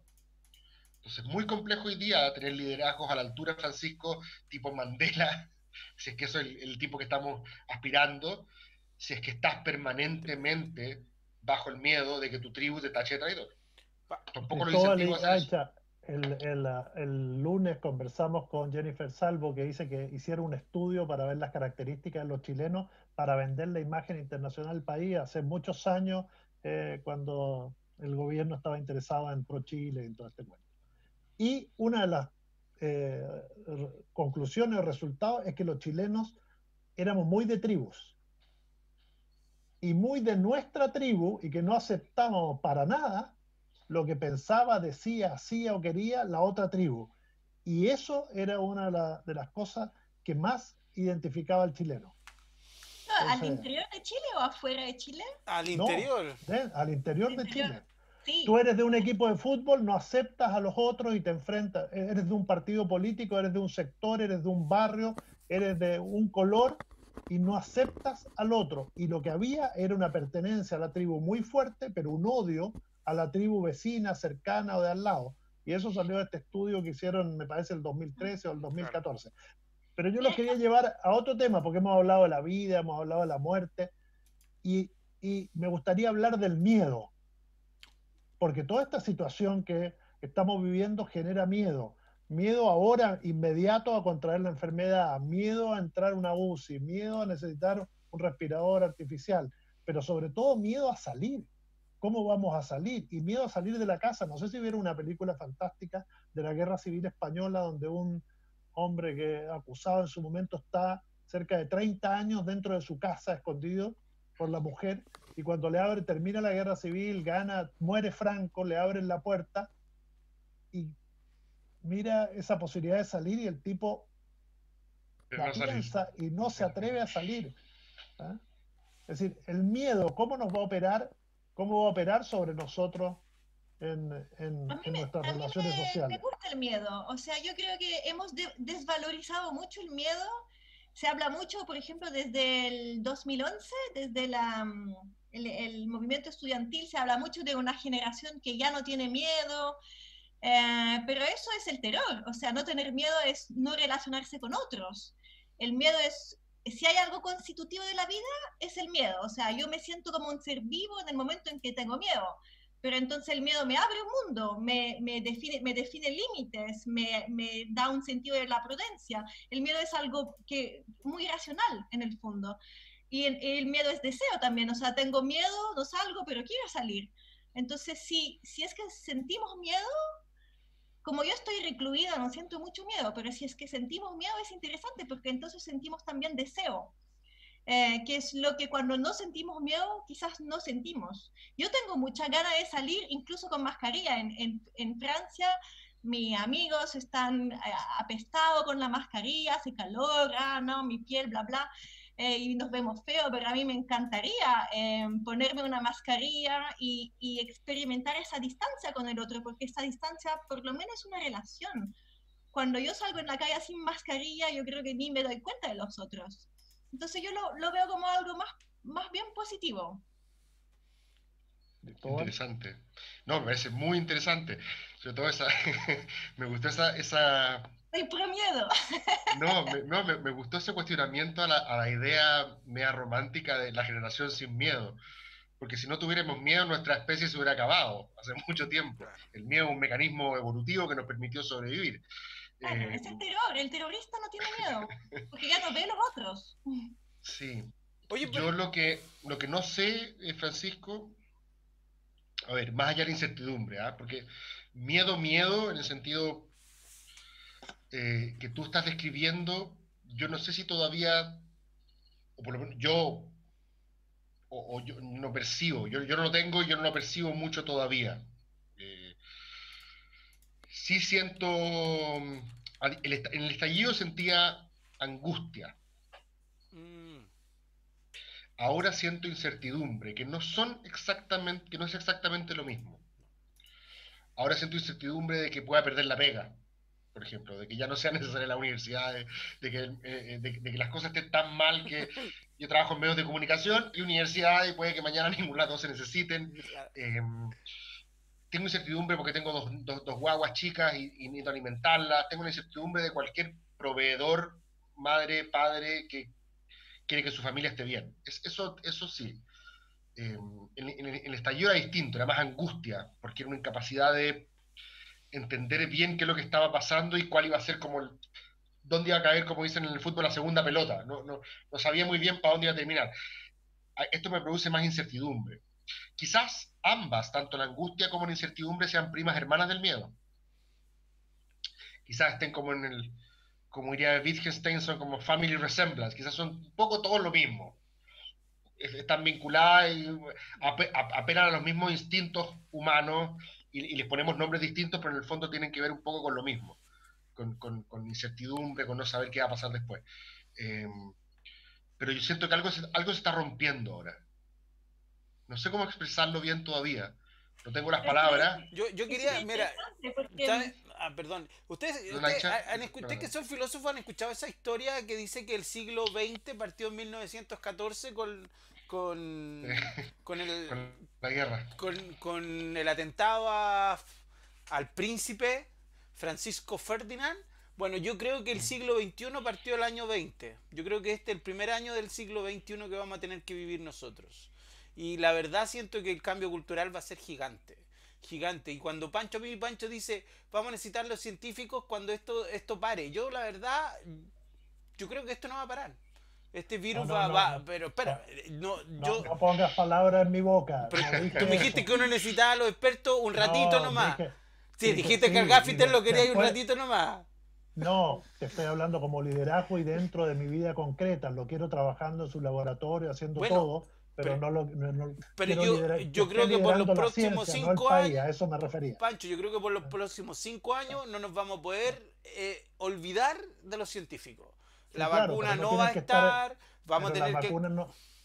Pero Daniel, la vacuna no se saca con científicos en los medios de comunicación, como los alcaldes no reparten cajas cuando están en los matinales. Sí, tienes razón. Cada uno en su pega y en su lugar. Pero yo lo que te digo, que esto va que este virus va a ver nuestra discusión. No, ya, está bien. Pero oye, son las 11:25, Pancho.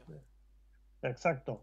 Para cerrar, algún mensaje alentador Aisha y Cristóbal, que mañana volvamos a aprender la tele, volvamos a ver el informe, vamos a volver a tener una lista de 200 y tantas personas fallecidas inscritas en el registro electoral, vamos quizás a aparecer con nuevos números de contagiados más altos que el que tuvimos hoy, y que además las medidas sabemos que van a durar ya por lo menos todo el invierno. Todo junio. No sé si tan drástica, pero todo el invierno. Sí, terrible. Mensaje alentador, no sé, pero me pareció interesante lo que dijo Cristóbal de sus emociones, porque hablamos muy poco de las emociones y que octubre haya sido angustiante cuando octubre fue algo muy humano, o sea, fue un movimiento de la sociedad civil, o fue un movimiento para aspirar a alguna sociedad civil, y fue un movimiento que buscó renovar el humano, como que queríamos ser personas nuevas, aspirar a una nueva sociedad, que es algo que yo encuentro siempre muy problemático, porque cada vez que el hombre ha querido ser nuevo, ha sido fatal. En cambio, lo que vemos ahora con ese momento es que no vamos a cambiar, o sea, no nos vamos a transformar de todo, pero sí es un momento de mucha fragilidad y eso es lo que nos relaciona uno a otro. Entonces yo creo que para un nuevo estallido hay que partir de ahí, o sea, no tanto partir de la idea de renovar lo humano, sino que sentir esos límites, que son los que sentimos en el miedo justamente. Y bueno, el gran tema va a ser qué hacemos en la salud. Yo quiero bajar un poco las pastillas para la generación futura. Yo no quiero que mis niños estén con esas pastillas. Sí, cuando yo me refiero a estos sentimientos o estas sensaciones, que yo no sé exactamente qué son, pero un poco de ambas, me refiero a que el ser humano generalmente encuentra ciertas certezas en un tránsito conocido, una cierta rutina, ciertos proyectos y ciertos sueños, ¿cierto? El próximo año voy a hacer esto. Me gustaría viajar a tal lado. O quizás si mi estándar de vida es distinto, me gustaría ahorrar para hacer tal cosa. Y lo que ocurre con estos momentos medio cataclísmicos como el estallido y la pandemia es que te cambian radicalmente justamente el sentido de tránsito, rutina, proyecto y sueño. Y te hacen reevaluar eso y empezar y pensar de nuevo, bueno, ¿y ahora qué?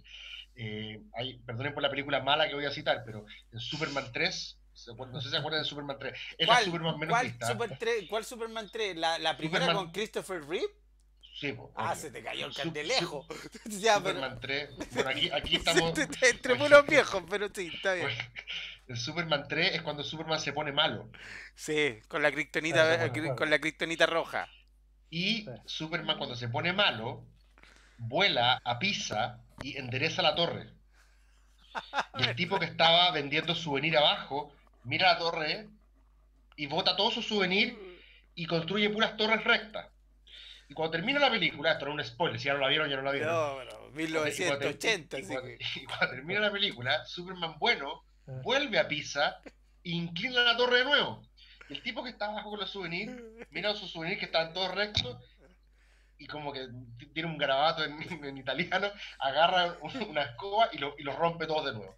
Muchos de los que trabajamos en humanidad y ciencias sociales nos sentimos un poco igual, porque estábamos trabajando en algo hasta octubre.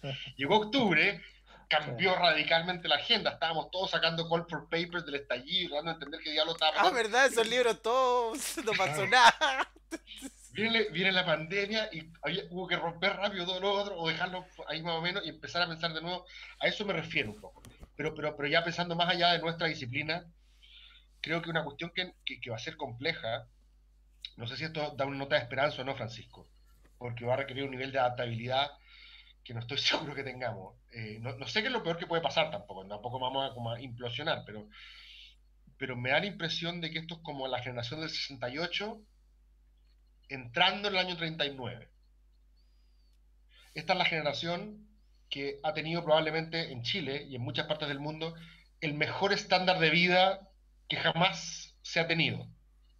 Por lo menos en Chile estamos claros que nuestros hijos y nietos son los que tienen el mejor estándar de vida, y yo el que tuve es el mejor estándar de vida que jamás ninguno de mis atrás tuvieron. en términos de acceso a recursos, capital, intelectual, material. A conocer Nueva York. El problema de nosotros ya no es el hambre, o sea, nosotros estamos en otra discusión. El problema de nosotros es pagar el crédito estudiantil, pero no tener una carrera, o sea, estamos claros que tenemos otro tipo de problemas. El problema hasta hace 2 años atrás, si ustedes mal no recuerdan, es si íbamos a tener lenguaje inclusivo o no. Si íbamos a decir todes.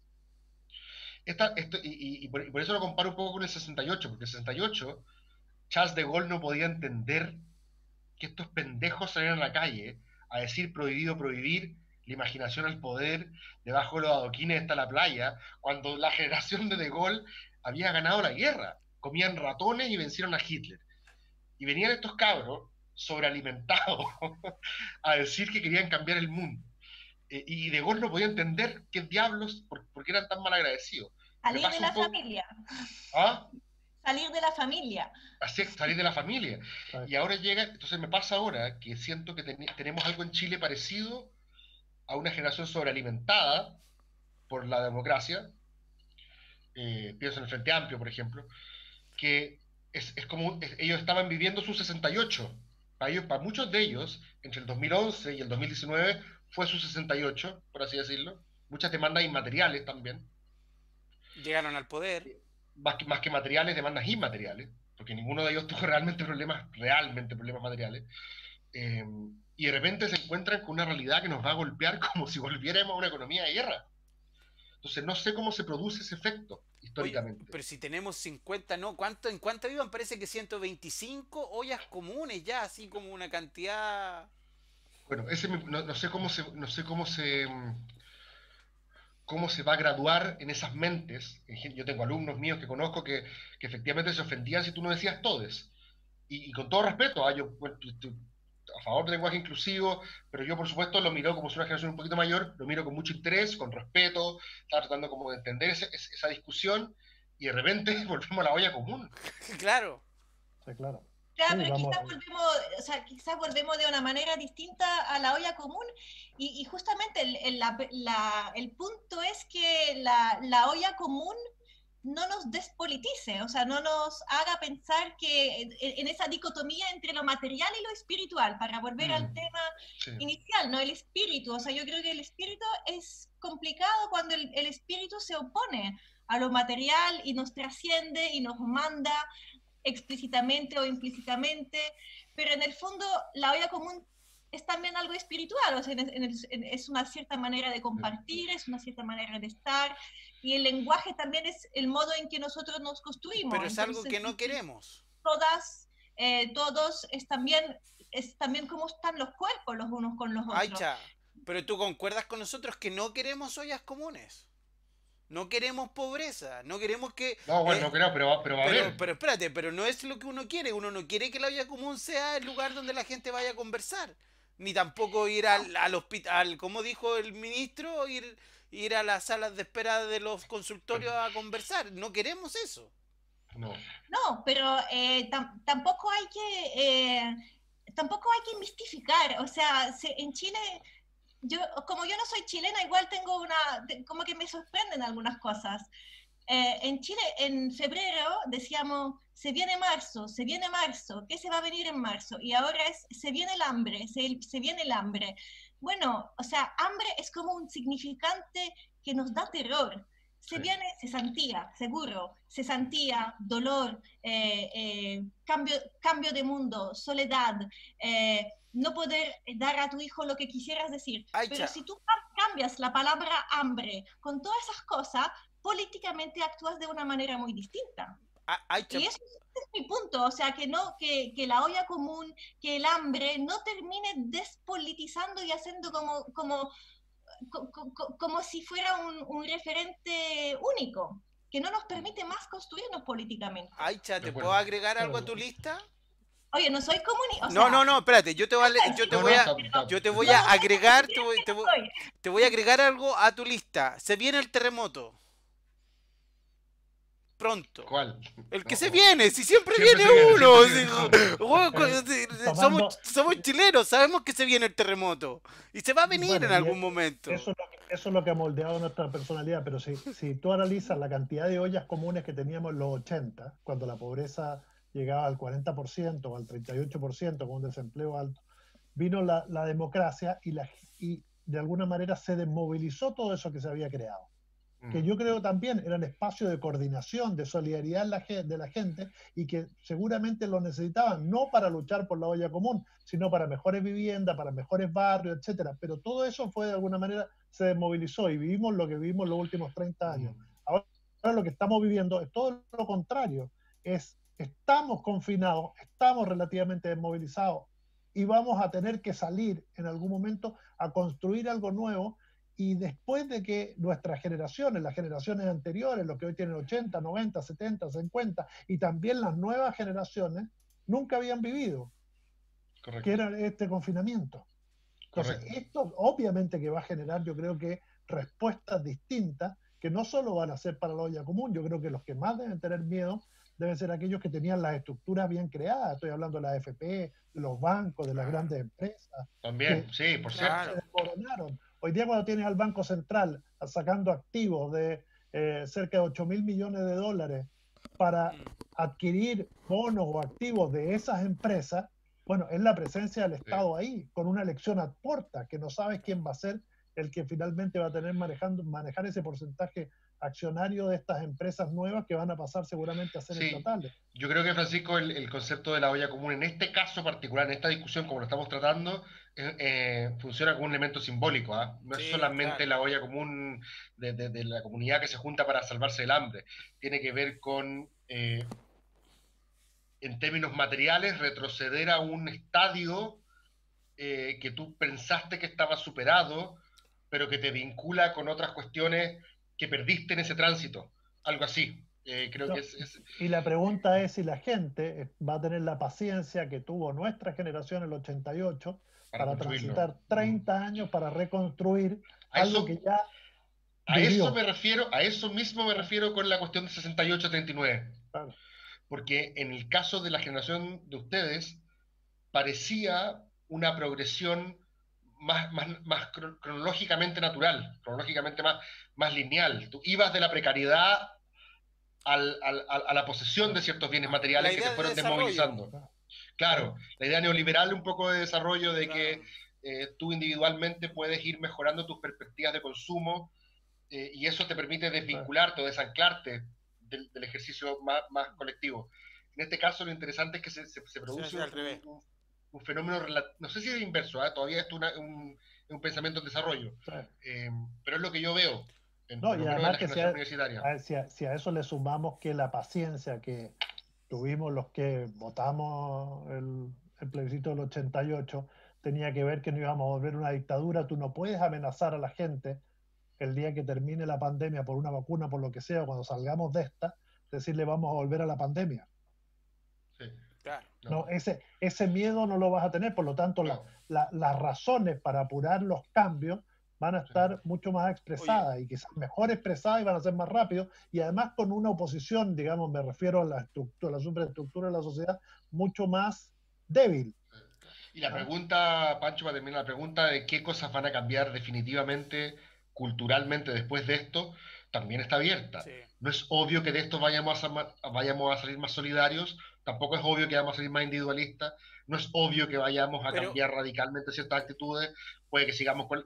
Puede que termine esto y salgamos todos a aprovechar como si el mundo se fuese a acabar, puede que no, puede que haya ciertas cosas que cambiemos. No, pero Cristóbal, ¿no te parece a ti que el deseo del segundo auto, como que ya a nadie le importa como el segundo auto, cambiar el auto por el auto del año? No sé, puede que el día de mañana el miedo al contagio en el transporte público haya que más gente piense en conseguir el auto. No lo sé. Claro, pero el lujo, me refiero al lujo. No lo sé. Mi punto, Daniel, es que hoy no sabemos cómo diablos vamos a salir de esto porque todavía tampoco tenemos certidumbre. Que vayamos a salir. Originalmente, originalmente se pensaba en la teoría de que si esto duraba 12 semanas iba a ser como una B corta, ¿cierto? Esto baja, pega abajo y vuelve a salir. Y la gracia de eso era que tú aguantáis la respiración y cuando vuelve a salir, todo se vuelve a abrir tal como estábamos antes, ¿cierto? Un restaurante, por ejemplo, que sabe que vas a cerrar 12 semanas, le dice a sus empleados, vuelvan 12 semanas y volvemos business as usual. Hoy, como no sabes cómo va a terminar esto, no sabes cuándo se va a extender, me parece que Francisco es generoso cuando dice septiembre, no tenemos la más puta idea de cuándo vamos a salir de esto. Yo ya el 18 lo entregué, yo estoy pensando en tener verano. Como no sabemos cuándo va a terminar esto, tampoco es tan claro ni tan obvio. Hay muchos filósofos tratando como de Aisha, de como aventurarse y decir ¿cuánto va a cambiar el ser humano después de esto? El ser humano ha venido labrando sus características, tanto de competencia como de cooperación, a través de milenios de evolución. Entonces, lo que cause esto tampoco es como que radicalmente vaya a cambiar nuestra manera de pensar, de sentir. Van a haber ciertas cosas que vamos a notar, ¿cierto? Ya no nos vamos a pegar un pique de 45 minutos a una puta reunión de apoderados, la vamos a poner por Zoom. Obvio, eso va a cambiar. Claro. Pero hay muchas otras cosas que son de fábrica y que, no, Claro. y que aunque queramos no van a cambiar por Sí, esto. po. Esto no es la Segunda Guerra Mundial, no estamos en bastón, digamos, no, aquí no han... Y ni siquiera la Segunda Guerra Mundial tampoco cambió tanto el ser humano. Hay cosas que... No, claro.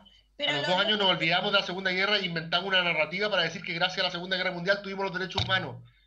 No, claro. Yo creo que lo que hay que pensar es en qué contexto estamos viviendo eso. O sea, qué estructuras también nos permiten aguantar eso, porque yo creo que, yo estoy segura, de hecho, que hace 3 meses y medio nunca me habría imaginado que habría aguantado 3 meses en mi casa, sin conversar con un adulto, aparte de vez en cuando por Zoom. Claro. ¿Y no, los adultos que elegiste? Mira. En cambio, lo que estamos experimentando es una relación al tiempo totalmente inaudita. Y bueno, entonces eso vamos a ver con qué tipo de nueva paciencia vamos a enfrentar, no un nuevo mundo, no un nuevo ser humano, pero sí un contexto de precariedad que va a ser difícil, pero hay que vivirlo dentro de un mundo. Y lo que estamos haciendo ahora es igual formar mundo, a través de Zoom, a través de lo que tenemos. Eso es interesante. Sí, no es una salvación, para nada, por suerte, pero... Tenemos que poner todo estoico, Aicha. ¿Ah? Tenemos que hacer todo estoico en este tiempo. Claro. ¿Ya? Creo yo que en Epicteto está la clave de la supervivencia. Sentarse a mirar Oye, el horizonte. Claro. Ya que mencionaste a Zoom, el próximo adelanto de esta aplicación va a ser traducción simultánea. Automática vía inteligencia artificial. Para que 4 personas en 4 idiomas distintos, o por lo menos 2 en un comienzo, puedan conversar sin ningún problema en sus propios idiomas. Lo que era ciencia ficción en Star Trek, ¿te en acordáis? serio? ¿Sí? ¿En serio? Sí, lo anunció ayer el CEO en una conferencia. En una conferencia en el Banco Itaú, diciendo que están trabajando y muy avanzados en el tema. ¿Te acuerdas de en Star Trek había una maquinita? Así que, Cristóbal, si te va mal en alguna universidad acá, puedes dar clase en la Universidad de China sin ningún problema. La gracia de eso era justamente estar en China. No, pero si aquí bueno, China no tiene nada del otro mundo. Eso es algo que hay que empezar. Todas las invitaciones para conferencias, seminarios en el exterior, creo que van a ser... Yo encuentro que ¿para qué va a querer uno conocer otros países?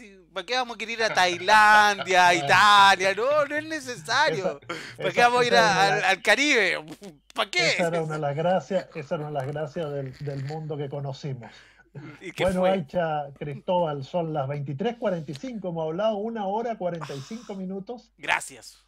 Ojalá tengamos aquellos que no son televidentes, aquí son telezoom, ¿no? Que hayan estado desde el minuto 1 hasta el minuto 45, a ellos los saludamos, seguramente muchos comentarán el programa mañana. Así que gracias por habernos acompañado aquí en el... Se pasaron, adiós, chao. Chao, Aicha, mucho gusto, chao. Gracias, Aicha, gracias, Cristóbal. Nos vemos. Chao. Suerte, gracias.